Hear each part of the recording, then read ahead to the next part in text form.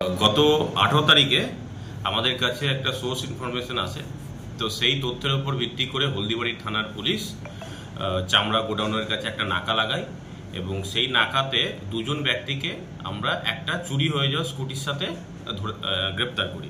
সেই দুজন ব্যক্তির নাম হলো বিকাশ হাজরা, যার বাড়ি কোতোয়ালি থানা জলপাইগুড়িতে, এবং অপরজন হলো গোপাল মণ্ডল, যার বাড়ি হলদিবাড়িতে কুচবিহারে।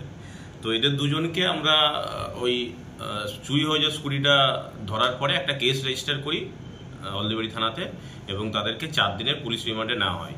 সেই রিমান্ড পিরিয়ডে তাদেরকে আমরা জিজ্ঞাসাবাদ করি এবং সেই জিজ্ঞাসাবাদ করে আমরা টোটাল এখনো পর্যন্ত 6খানা হারিয়ে যাওয়া মোটর বাইক রিকভার করেছি।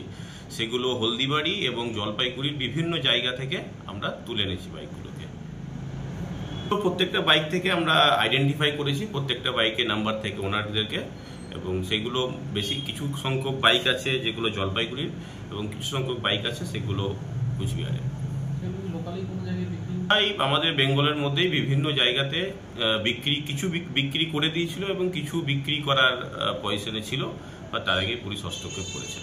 স্যার তাদেরকে জিজ্ঞাসাবাদ করছি, তদন্তের সাথে বাকিটা আমরা রিভিল করছি না। স্যার ধৃতদের নাম? দুজন আছেন, একটা যে বিকাশ হাজরা, যার বাড়ি কোতোয়ালি থানা জলপাইগুড়ি, এবং গোপাল মণ্ডল, যার বাড়ি হলদিবাড়ি থানা কুচবিহার। আমাদের ভেরিফাই করে দেখছি তাদের ক্রিমিনাল অ্যান্টিসিডেন্ট কি আছে। এখনো পর্যন্ত তাদের এগেনস্টে বাইক চুরির কেসটা আমরা রেজিস্টার করেছি।